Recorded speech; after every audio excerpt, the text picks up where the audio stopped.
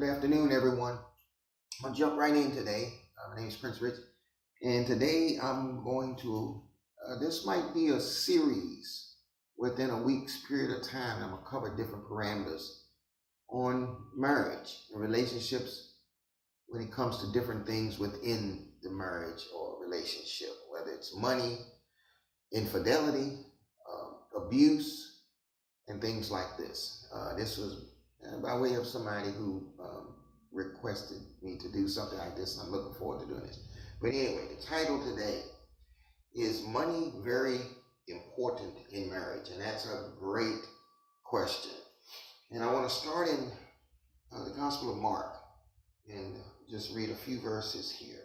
And bear with me, it might seem like it's off topic, but I guarantee you it's not. This will relate to some of this will get some of, I think, your attention and deserve your interest. Mark chapter 10, starting at verse 7. For this reason, a man shall leave his father and mother and be joined to his wife, and the two shall become one flesh. So then they are no longer two, but one flesh. Therefore, what God has joined together, let not man separate. And look at our title again here. Is money very important in marriage? And the word money is not mentioned in the passage here. But folks, I've been divorced twice, so this speaks to my life in so many ways, and so many failures that I made. And I looked up something in the top causes of divorce, and financial was number 5. I don't want to speak of the other ones because I'm going to do topics related to that also. But it was number 5, finances, money. And I've been in the scripture for many years, and never within the marriage does it speak of money as sometimes it becomes an issue in marriage. But is money important? Absolutely. We don't live in a society where we trade, maybe some parts of the world where we trade sheep and lamb and cattle when we buy goods and services. So we have money. But the things within a marriage that's related to everything, it is built on understanding one flesh and how God said this. And you notice verse 9, it said, therefore what God has joined together, let not man separate. Within that marriage, things can cause that relationship to separate. But the foundation is when you come into that relationship of marriage is where we go wrong. And I went wrong also. I've known so many people, and I've heard it so many times, when it comes to marriage, well, we need to get this right. People who are living together, they say, we need to get this right, our finances. Nowhere in scripture does it ever point to a man and a woman when it comes to marriage, when it's money, the foundation and what it's built on. It is always built on love, understanding, the reciprocation of understanding that union and how God created it. That man and woman to be one flesh. And we're going to go further in this, and let's say this dissecting that a little bit here. But let me turn to Luke. Move over to Luke chapter 16. Chapter 16, verse 10. Is that right? Luke chapter 16, verse 10. And he who is faithful in what is least is faithful also in much. And he who is unjust in what is least is unjust also in much. Now, this is talking about beforehand here, stewardship.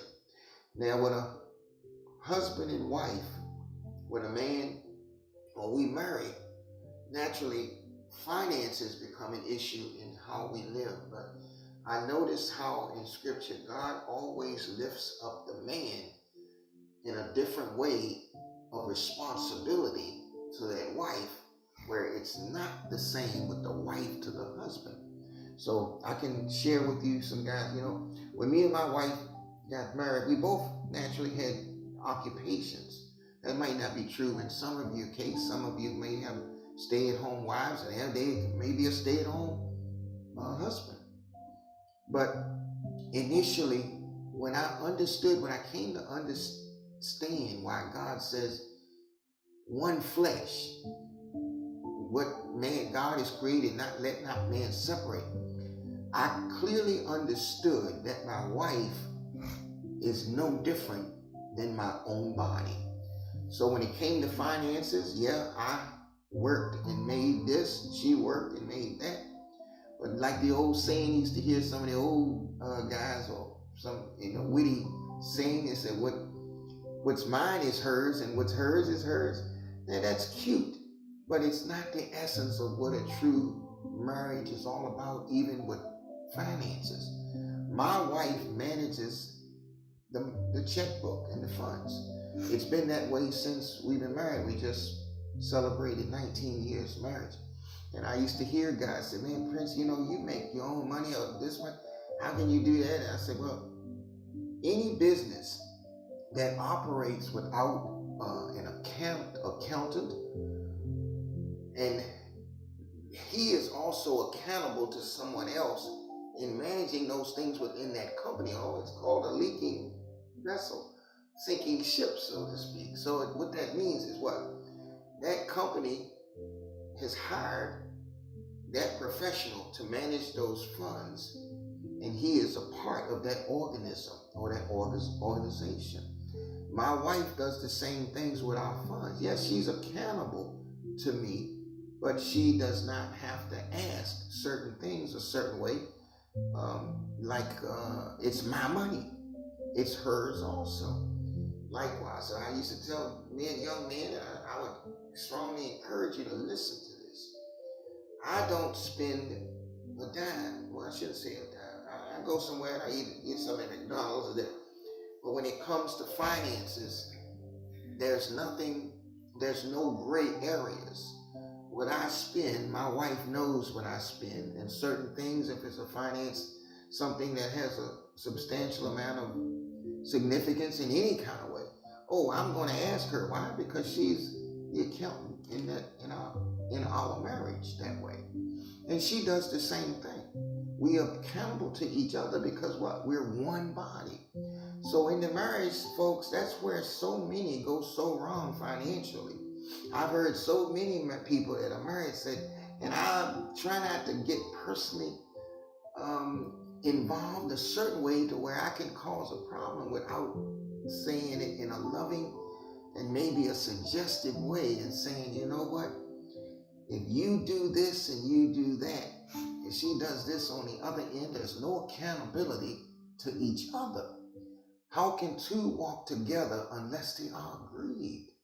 That's where you allow money to become a problem, become between two people who really should be one. And that's where the title, is money very important in marriage? Absolutely. Should a marriage be built on money? Absolutely not. And I'm going to go to another portion of scripture here. But let's turn quickly to Ephesians chapter 5, verse 28. And this is important, and I probably touched on this a little earlier. Husbands, love your wives as Christ also loved the church and gave himself for her. You want to skip down. I'm sorry, that was 25, 28. So husbands ought to love their own wives as their own bodies. He who loves his wife loves himself. For no one ever hated his own flesh, but nourishes and cherishes it, just as the Lord does the church. So folks, once you men that I'm speaking to with this, we understand this. You can start to see the symbolic representation in what your wife should be to you as God looks at his people. He loves us, he nourishes us and cherishes us. That's why one part of the Bible, you never seen a righteous forsaken nor his offspring begging for bread. God looks after us and takes care of us. So also that man who has that wife ought to look after his wife and take care of her just like his own body. And that doesn't mean it's a one-sided equation in marriage. When that takes place within the marriage, the wife honors and respects that husband because she knows he is just as much looking out for her as himself the same way. And that's where the marriage struggles when they look at money is not significant in a relationship and how it should play in that relationship. Let me sum up one other place here. First Corinthians here. Here we go. First Corinthians chapter 13, verses 3 and 8. Verses 3 through 8. And though I bestow all my goods to feed the poor, and though I give my body to be burned, but have not love, it profits me nothing. Love suffers long and is kind. Love does not envy. Love does not parade itself, is not puffed up, does not behave rudely, does not seek its own. Listen to that in 5, folks. Love does not seek its own. That's related to money. When money is a part of how we live and move and do anything throughout your relationship, when a husband or wife puts themselves first when it comes to monetary things in their life, of course it's going to cause problems.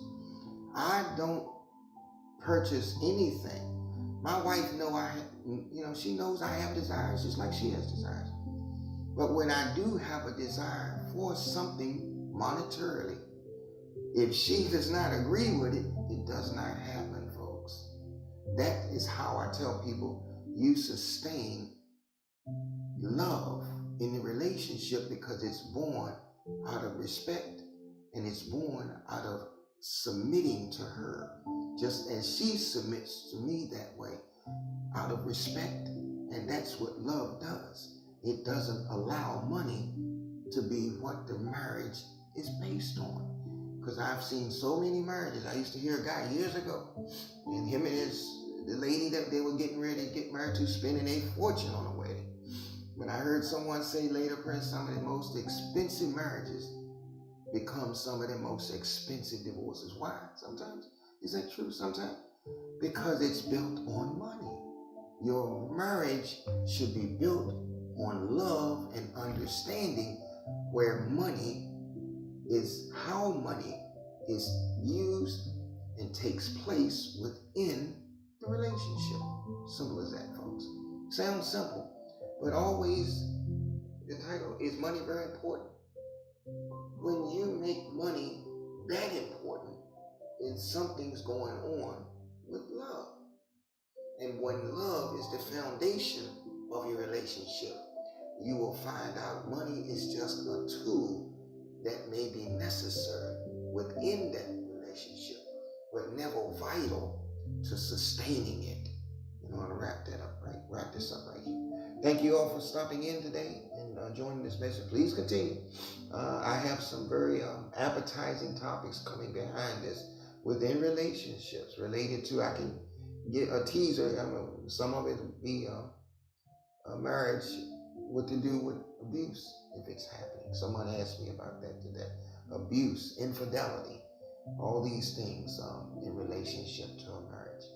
But we'll see you next time. Please don't forget to subscribe, hit that notification bell, and like if you like this comment, and leave comments if you wish. And see you next time. And God richly bless you, my beloved. Bye-bye.